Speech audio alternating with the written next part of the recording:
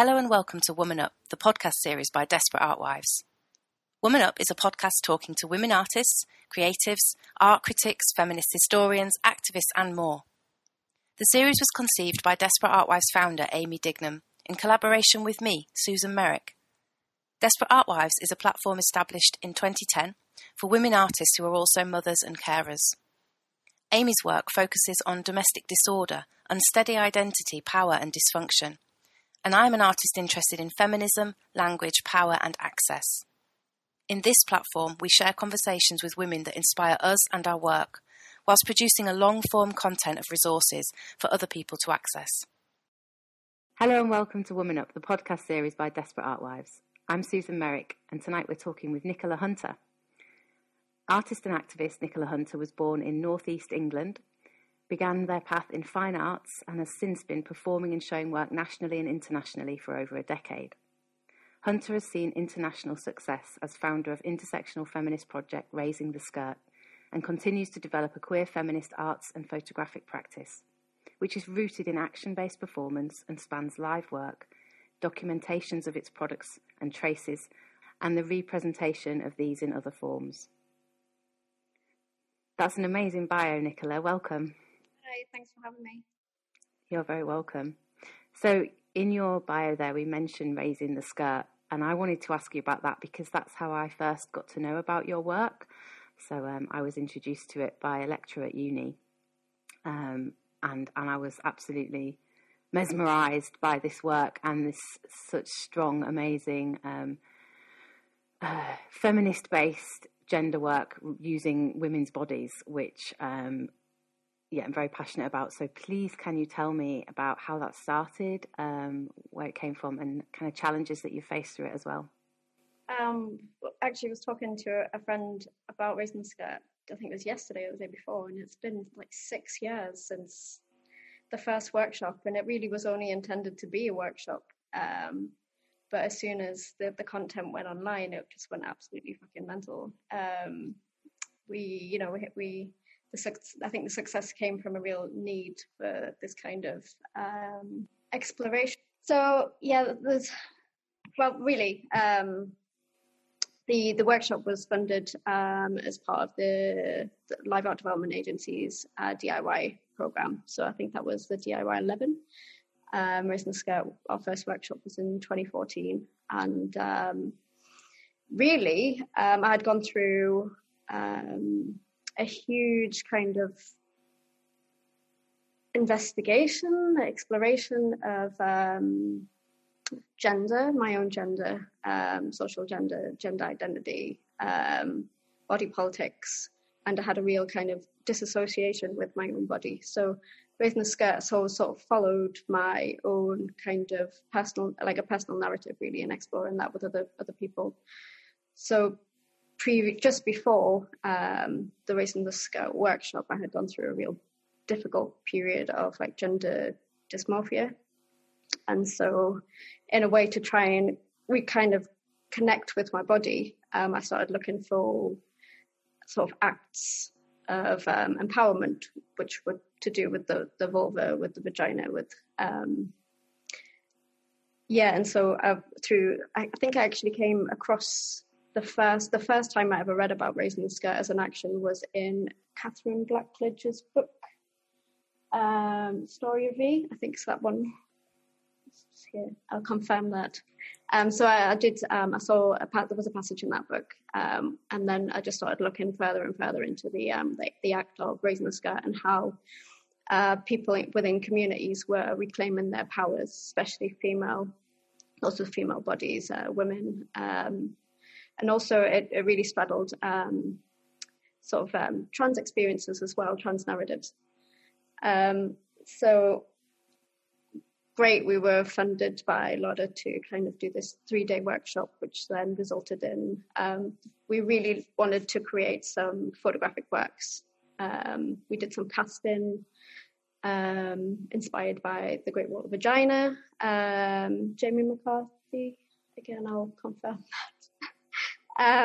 Inspired by that, so really going through a couple of different activities which allowed us to really reconnect back with our bodies, our vulva specifically. And then we went out into different environments and sort of recreated the acts that I had learnt about in these international, really quite sort of indigenous as well, some real like deeply rooted folkloric kind of rituals. So we recreated those as photographic works, and then I think the workshop came together as a public performance with Vane Gallery. I think it feels like such a long time. It feels like a lifetime ago, you know. So we did a performance, and then I, as part of the requirements, the request from the from Lauder, I culminated all of this kind of work in a website. And then as soon as the website went live, it went just viral. It went absolutely crazy. It was picked up by The Independent, Guardian. It's been written about in books and dissertations and PhDs. You know, it really hit, I think. It really hit wide and hard. I'm really, really proud of it. And then we went and we did another workshop, and then we exhibit as part of Wellcome Collection's sexology event that was up at the Arches right before the Arches closed in Glasgow. And it was doing really well. And then it did come with its negatives as well, as with how it went viral. I got a lot of personal attacks, death threats, like as far as that. So as much as it was empowering, it become very, you know, it become a bit scary for me, because the only funding that we ever got was that £1,000 from Lauder, and everything else was self-funded. All of the time and energy and heart that went into that project was all self-funded, really. And in the end, sort of 2015 was when I became a single mother, and so I couldn't carry all of the weight of sort of moving into single parenthood and carrying on the sort of the brilliance of the project, but also the burden that came with it, which was a lot, like it really affected my mental health in the end, because there was just not enough support, really, not enough money to kind of bring on other practitioners or other people to lead workshops and what have you. So that's kind of where it ended, but it's had waves of like international kind of interest since. So even though really the last time we did anything was 2016, it's still been picked up in press across the world, and I'll still have people contact me to interview me about it, which is just brilliant, really. It just goes to show that this was the narrative of the project. This has had it's really vital. Yeah, I would definitely echo that. It's such a strong, it's, as you say, it's got such a strong narrative, and it connects with so many people on different levels as well. I think it so many different places, you know. It had such, and I think it still does have such a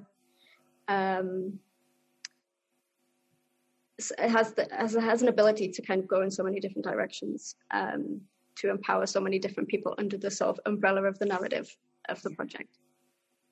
So you touched on how big it went there as well, and how that kind of causes challenges.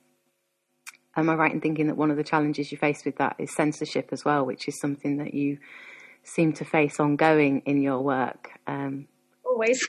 Yeah. Always. I think because the project was so, it was really, you know, the visuals were really strong, so it became more and more difficult to get funding because of the narrative itself, you know. I think people were kind of scared, you know. The Arts Council, I had plenty of meetings with the Arts Council, and I just would get rejected every single time. It's really, really hard to keep sort of the motivation going with it, because the images are so powerful that I think, and they were stolen so many times, you know, turned into memes, used on these sort of like real kind of laddie kind of Facebook groups. You know, it caused some real friction Yeah, I bet it did. In your work, so I'm not kind of following the notes that I made at all, but in your work, you use your body a lot as a canvas, as kind of a performance space, linking that right forward to from Raising the Skirt and previous work that you've done, also up to the current work that you're making during lockdown.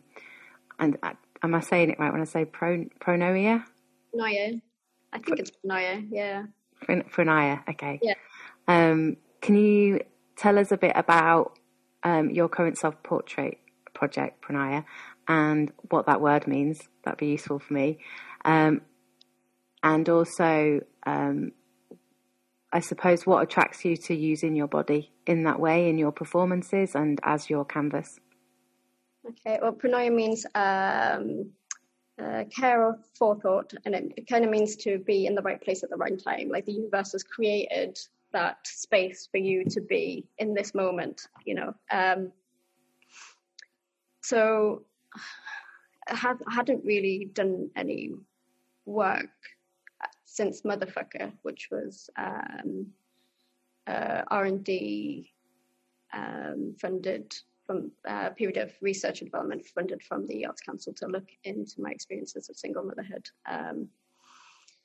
And I really struggled with that, to be honest. I think that in looking back, I think that the subject matter was so raw for me that it had such a knock-on effect on my kind of connection with my practice. So I had a real sort of, I put shutters up, you know, I really kind of put my practice in a box a bit. It really shocked me. I think I felt really vulnerable. But then I was sort of not gifted, but with the schools being off, I also have a business. I'm self-employed. I've got a commercial photography business. So because I wasn't able to work and the schools were off, my kids sort of was entertaining themselves. It was summer, sort of was gifted this bit of time to kind of reconnect with my body and really kind of catch up. And I think a lot of people across lockdown have really had to sit with their own shadows, you know. A lot of trauma have come up for people, and it did for me. So I was dealing with a lot of stuff, and I find that when I'm sort of looking at my own trauma or looking at my shadow, it becomes incredibly physical. I had eating disorders when I was a teenager, so I was dealing, actually probably mostly my whole life, dealing with my body issues, and which resulted in an eating disorder, which I've had therapy for and sort of always been in recovery with. So when I'm dealing with my trauma, I do tend to sort of really physicalize it. So it instantly takes me back to my body. I was lucky to get some therapy to deal with some sort of cycles of trauma that I've been dealing with. And so I was going through therapy at the time of the first lockdown. It's a brilliant therapist that I've spoken to actually on three different occasions, and he's been really brilliant in helping me to kind of unwind or unravel some of the cycles that you create for yourself. But it's really empowering for me, and it really broke kind of, I felt like it had broken down a lot of the walls that I'd put up around me. So I was able to connect with my body again and really kind of look at my practice and feel really empowered again. So I think by breaking down those walls, I was able to pick up my camera, which I became a photographer maybe about two years ago. I'd done some photographic work back in uni, and in 2015 I picked up a camera again and then started developing kind of self-portraits and stuff. But it wasn't really until I started my business that I was able to kind of hone those skills. And so by getting more kind of complex and more kind of brilliant technology, that I've been able to kind of use that to turn it back on myself. So using all the skills that I've been learning in my business to kind of turn that back around. And I found that in the past, I've not really liked having somebody taking the pictures of me. And so it's been really, really nice to have that full control and being completely empowered through that process, because there's nobody else it's nobody else's lens, it's my own lens, and sort of mirroring that back towards myself, and my body's really changed, and my relationship with my body's really changed. So I felt like there was a lot of strength in the images. I can really see it. The images, when you look through your work, there is a real difference between the images that are taken of your performances from other people and then these images that you have taken of yourself. And there is this real acceptance, I think, and love. There's like a love that's shown for this body that is yours, and it feels like a reclaiming in some way that you've been able to do. And they're amazing images. Thank you. And I think as well, not having any, sorry, that's a tangent there, not having any pressure for it to be anything, I think, and having that space to play is really important. And I think, I know that the whole of my practice, I've not really had any time to play. It's all, I've been a mother, and pretty much from, becoming an artist. And so I've had to really focus my time whenever I've been performing or touring or going away. Everything's kind of happened either on tour or during the performance, like I'll start performing and realize why I'm there. It was very sort of image task-based before that. And then I'll come to an understanding as to what it is that I'm making, or the reason it is that I'm making that particular performance. So I did some really brilliant work with Charlotte Vincent as part of Motherfucker. She's the choreographer director of Vincent Dance Theatre. Yeah, part of Motherfucker was to kind of look at creating more of a sustainable way to make work. So taking blood out of it, for example, but taking blood out of the way that out of my work, and sort of developing my skills as a performer in a different way to kind of look at placing my work within theatres. And so it's a really, really interesting way to kind of explore that. And I think... Did you say taking blood out of your performances? Yeah. Because one of my questions is, the themes that seem to run through is, from the earlier works, there was a lot of piercing, and then blood kind of has run through, and also flowers as well. Yeah. So... could you tell us a bit more about those themes? And so I think, I'm really interested in symbol. I did some work with Vicky and Masafa. Did some work, a workshop. Vicky and Masafa is sort of, I guess, how can I put this? Sort of, a lot of people in the UK would call him, or maybe in the Western world would call him, the grandfather of piercing. But I think that's a real sort of white term to use. So he sort of went around and sort of experienced different rituals, like which were using opening up your chakra points. So and that being, connecting to different parts of your psyche through accessing those different points of your body. So that's kind of where I started out. It was a real spiritual thing for me. And it was really important for me to be really kind of poetic with that and not grotesque with it, as I guess a lot of my peers were doing at the time. People who are using blood, using it really gratuitously for shock value. Yeah, that was never my intention. It was really connecting with my the deepest parts, or the deeper part of myself, like accessing different places of my body and my mind, really through those. And it was really important that I was kind of looking at those kind of points of access and being sort of symbolic with it. So going through my head, or going through my chest, my heart chakra, or through down to my cunt, and sort of looking at that. But it did start as me kind of taking control of using sort of cutting when I was a teenager as a way of control, so self-harm, it was born out of that. And by really taking a look at being able to control it in a more kind of empowering way, so being less vulnerable within that and being more in control of that allowed me to really connect with my body in a different way and not just abuse it, I suppose, because I think I've been asked that question before about sort of about really kind of being asked about my mental health, I suppose. I think those kind of questions are why have arisen a lot in the past. But I went through a period of using blood, cutting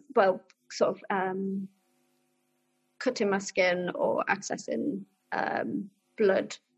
It was always kind of the byproduct, I think, at the beginning, because from the very sort of, I began to sort of install my body into environments which I created. And I think I started doing that around about 2006. And like I said, blood became the release that would happen after a performance. So nobody would see the blood. That would be like a private part of the action. And then it moved into collecting the blood. I've used sort of, as well as collecting like menstrual blood as well. And then in 2011, I had a pint of blood taken as part of a performance, and I used that to write words, it was about memory and how memories can stain you. So that piece was called When Rivers Went Into the Sea, I think. It's 2011. How crazy is that? It's 9 years ago. 9 years? 10? 10 years now, yeah. Yeah, and then after, I think I just sort of took a bit of a break with using blood as material, and that kind of milk sort of taken over. So in 2013, I was pregnant with my second son. And milk and my changing body really become the forefront of really my exploration. I think I was using milk a lot within my practice for a good couple of years after that. Yeah, I think I answered that. Did I answer that? Yeah, you totally did. I think it's it's a really powerful body of work when you look at the way that you've used your body, but always for these really potent reasons, either for yourself or for like the strength of body and how that's seen. You know, there's just so much. So all these themes just kind of flow through all of the work. I'd like to come back to talk about Motherfucker again, because you've mentioned that briefly, but maybe first of all we should talk about Lost Bodies, because that's another work that's fairly recent. And I know, did you recently last year have a book made as well from that? It was only it was a gift, actually. It wasn't a book. It's not a purchasable book. It was a gift by the photographer who worked with me the first. Because it looks beautiful. Those images are so strong. Yeah, I will. It is my intention to create a book of that piece, because it was such a turning point for me as a performer, personally. Am I right in thinking that that's the work that took you more into theatres than you had been before? Yeah. I was really struggling I was getting rejected from so many festivals. And I just got really pissed off. So I just decided to work towards my own tour. And I don't think there wasn't that many UK live artists really touring work, because it wasn't really a thing. But I think we ended up booking 9 dates or something like that, which was crazy. And like I said, it was interesting because none of it was rehearsed before we went into the first performance. We didn't really know how it was going to sort of unfold, really. I was working with Alison Brearley, who was my co-performer, and she was my shamanic guide. So every performance was a ritual within itself, and a real shamanic ritual. So we opened the space, we closed the space, and I went on what felt like a real incredible personal journey throughout each performance that I did. The first performance, I created the soundscape myself, everything. I'm a bit anal in a way, in that I do like to be in control of all of the layers of my work. So it was really hard to kind of give those up. But I worked with Sarah Glass, who's a sound maker, and she's absolutely brilliant. Worked with her throughout the final load of performances. So I think she did 8 out of 9 performances. And it was a really, really interesting process for me to see how the work unfolded. So it sounds like you created a hell of a lot of prep and background and like space making in order to then have this safe environment to allow that ritual to unfold then. Definitely. And I really feel like I wanted to create a space which it was transformative for everybody. You know, I was really conscious of really reaching everybody on a sensory level. So there was sound, vibration, smell. It was really important to me to be able to access people's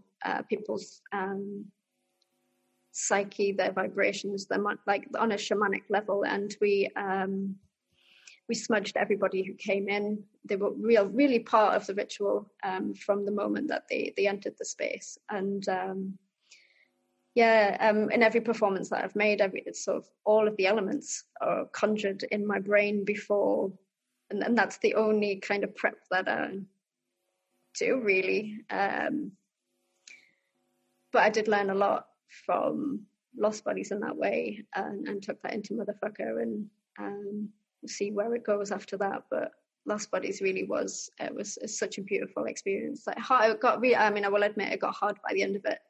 It was a real physical piece that bled a lot. I had the headpiece was attached to my forehead with around 6 needles, and in each time I bled differently. And like I say, when I was touring, we packed up, we went there, I performed. Sometimes I would drive back the same night because I didn't have enough childcare, so it really didn't have a lot of time to process what was happening. But it was incredibly transformative, the whole thing, and the images. You know, I think they become their own art. You know, within their own right, and I think that it is really hard to. Documentation doesn't always tell the story of a performance or an audience experience of performance, or the performer's experience of that performance. So, but I do. I really treasure the documentation from that, and Fenia was brilliant. She did behind the scenes portraits of us as well. It was a really beautiful experience. I look back at it. And then did Motherfucker come fairly soon after that work? I think Lost Bodies, I think that finished in 2018, and I think I went into developing the applications for funding for the research and development for Motherfucker in 2019. I think we did that then. I can't even remember. It's not hilarious. But yeah, I think I was really excited by the experience of touring. But I found the way that I was working not sort of physically was really difficult, and sort of the time that I had, the money that we had, I knew that I was underfunded for each performance. So really looking at kind of my practice as a business, and trying to make money as a single parent, you know, to be sustainable within my practice, and how I would how to make it profitable and sustainable. Is it possible to do that as an artist? And so that whole project itself was about that, as well as it felt really important for me to kind of voice my experiences as a single mother and all of the hurdles that I'd had to sort of jump just to get to that one performance. So highlighting that, as well as other single parents, but specifically single mothers' experiences as well. So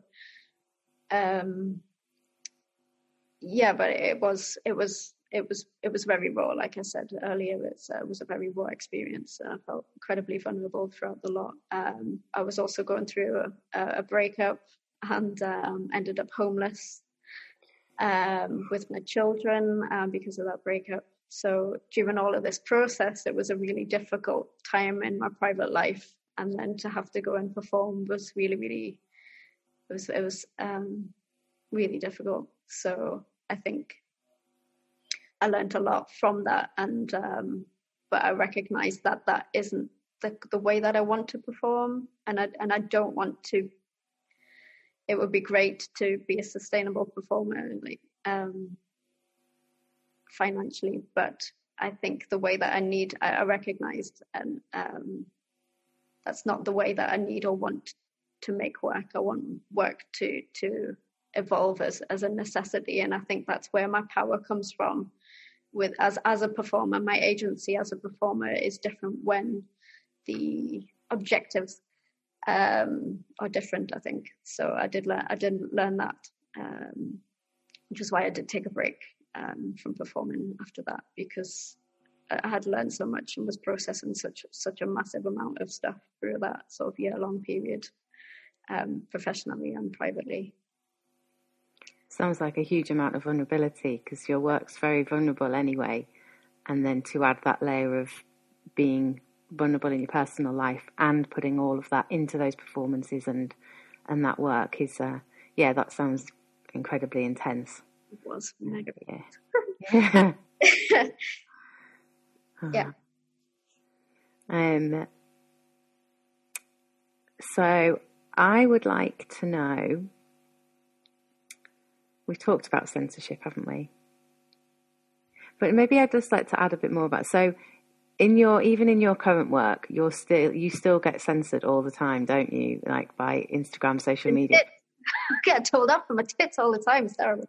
Yeah, how do you deal with that? Because it must really piss you off. It does massively piss me off, but also, like, I understand that what pisses me off the most is that there are more sexualized images of bodies on the internet, and but it's usually bodies that are selling things. So when I put on, I'm really empowered by a process, and the images themselves I don't find sexual. I know what you mean. There's like, you stick an enhanced pair of breasts in a teeny tiny bikini, and that's fine. It really pisses me off, but I do understand it. But it really affects some of the work. If I'm going to, I wouldn't put up an image now with, blocking out my nipples or what have you. It just doesn't make sense, and it just, in the past I know that I've had people having personal vendettas against me and actively reporting me constantly to have me blocked and what have you. You don't have anything better to do? No, clearly not. And I think I had some problems even with my website. So I was even being censored on my website, which I'm in the process of creating a new one because of that.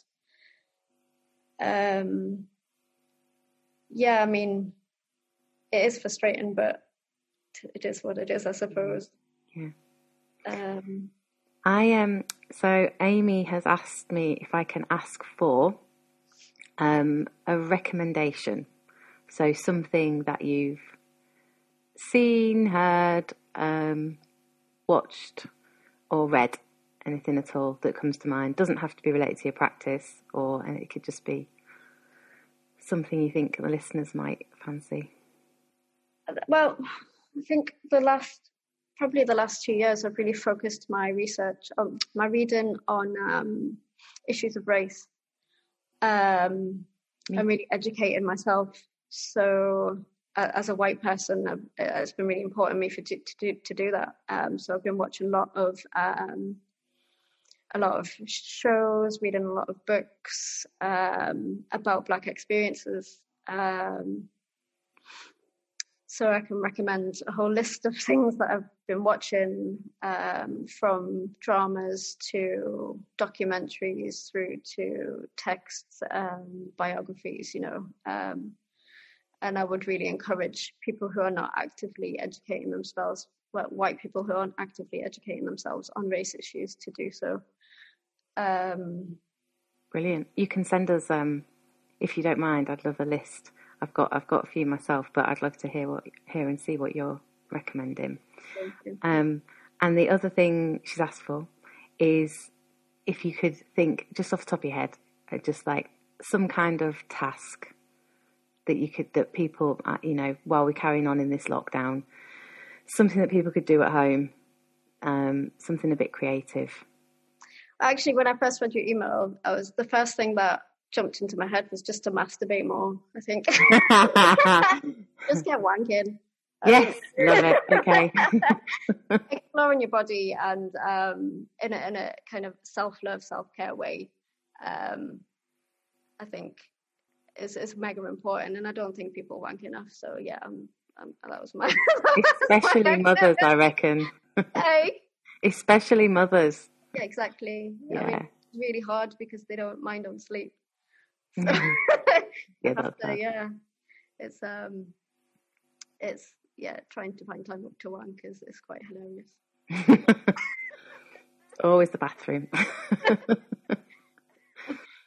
I think that's all my questions.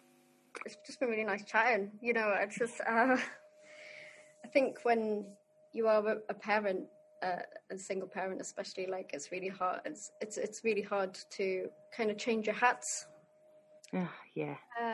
I was thinking this earlier when I got your message and I was making dinner, and I'd just come from painting a load of wood that I needed to be taken to some schools for another project, and then I'm like, right, get my interview hat on then. Yeah, I was making dinner. I just got in from taking the boys out to the beach, walking the dog, cleaning the garden, doing the washing, and then I've got to be an artist again, and it's really hard. And also with my photography business, I'm constantly changing hats, and I just it's quite funny, I think. I do that with interpreting as well. I have to because I interpreted this morning and then I have to take that off.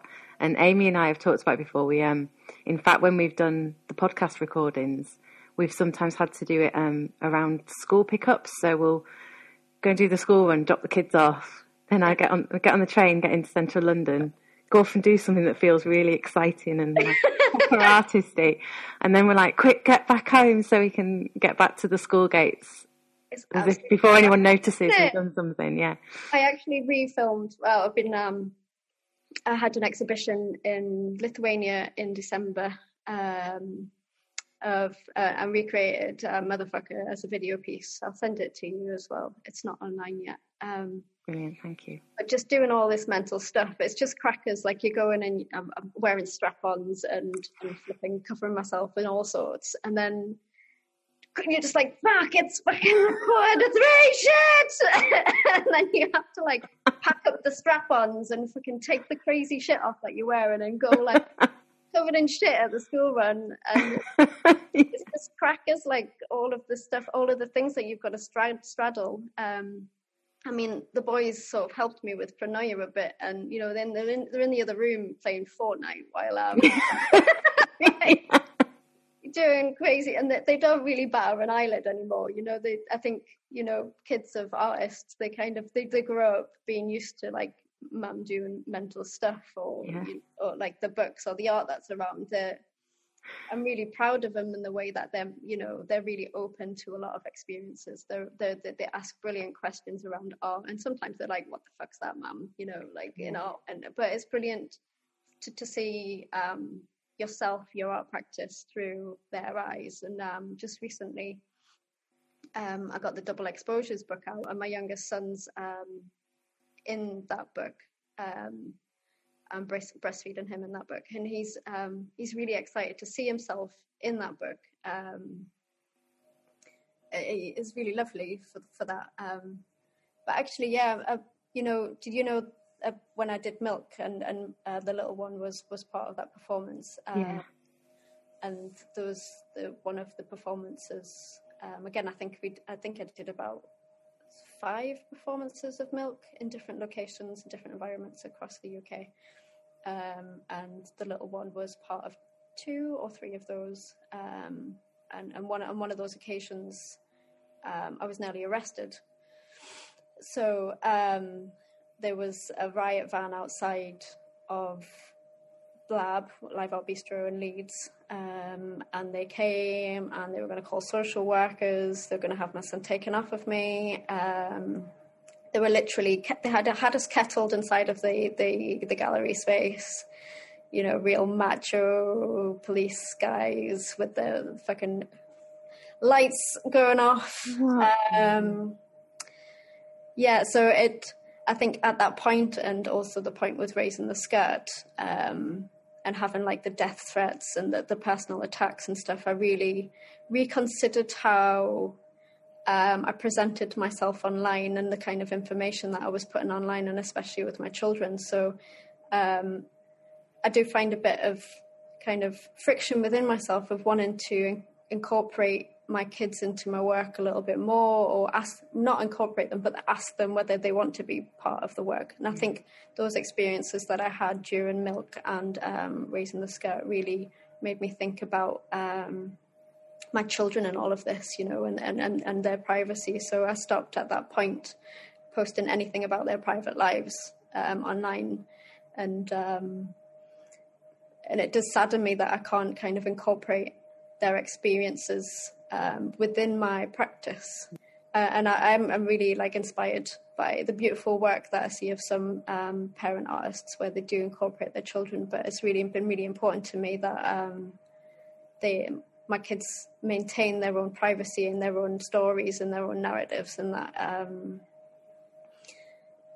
I'm not giving away their experiences for free to people who don't know them. Yeah. I'm hopeful that my kids will, similar to yours, you know, they ask great questions. And when like their uncle said something yesterday to me on a WhatsApp video call, he was making fun of the PPE photographs that I've got up at the moment, and he was talking about my son and saying, you know, well, isn't he? It's all right. He'll soon be embarrassed to walk down the street if he knows that all his mates know what you do. And my son was there, and he just said, I'm not embarrassed by that. It's fine. And I was like, yay, good. For now, anyway.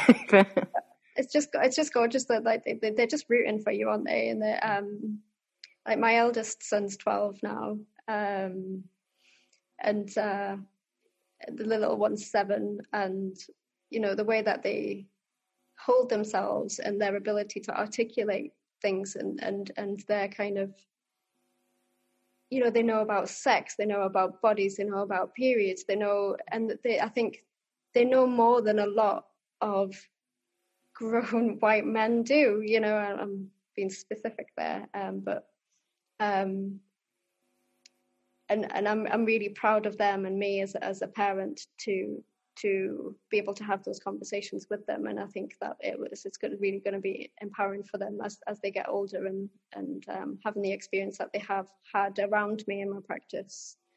I think it's been really beneficial, but it will be really beneficial for them. Yeah. I agree. Thanks very much, Nicola. Oh, thank you. It's been lovely to chat to you. It's been lovely to talk to you too. Brilliant. Thank you. It's been really nice to properly meet you as well. Maybe we can do it in real life at some point. Yeah, let's have a real life or go and have a beer. Yeah. The beer garden. Oh, that'd be amazing. You've been listening to Woman Up, the podcast series from Desperate Art Wives and Susan Merrick.